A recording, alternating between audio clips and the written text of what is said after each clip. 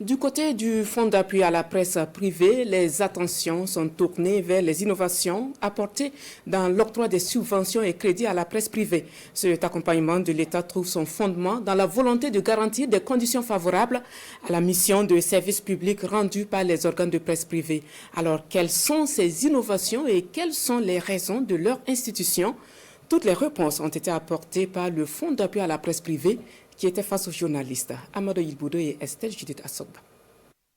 Les échanges entre les responsables du Fonds d'appui à la presse privée et les journalistes se focalisent surtout sur les innovations majeures émanant de ce nouvel arrêté portant subvention de l'État à la presse privée.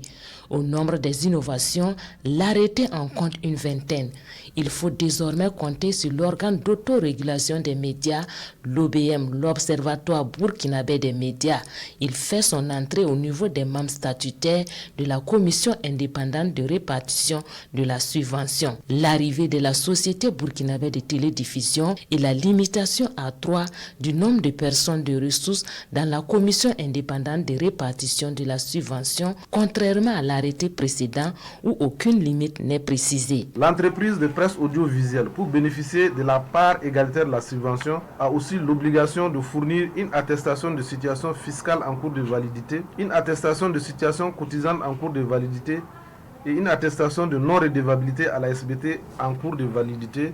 L'entreprise de presse en ligne, pour être éligible à la subvention de l'État, doit disposer d'un site web en lieu et place d'un nom de domaine, de publier au moins 2 articles par jour produits par des journalistes de la rédaction, avoir au minimum 2 ans d'existence légale. Les diplômes des journalistes ou leurs actes de prise de service ne sont plus acceptés dans le dossier de candidature à la subvention.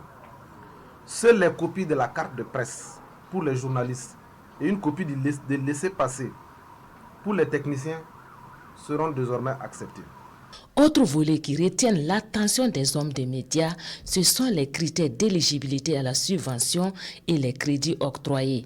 Sur ces points, le directeur général du Fonds d'appui à la presse privée donne des précisions. Il est désormais fait obligation aux bénéficiaires de la subvention de l'État de déposer auprès du FAPP un projet de dépenses qui mentionne les détails des acquisitions des biens et services.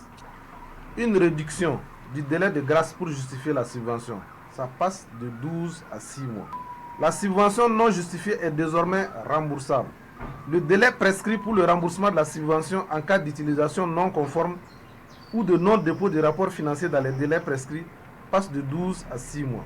La suspension de l'entreprise passe d'1 an à 3 ans en cas de non-remboursement de la subvention non justifiée. Toutes ces innovations apportées visent non seulement à assainir le milieu, mais aussi à assurer une meilleure gestion des fonds alloués à la presse privée. Ce qu'on constate, c'est que les gens confondent leurs poches à cet argent-là qui est destiné à améliorer les conditions de travail donc, de l'entreprise de presse. Et c'est dans le domaine de la presse en ligne qu'il y a vraiment assez de soucis.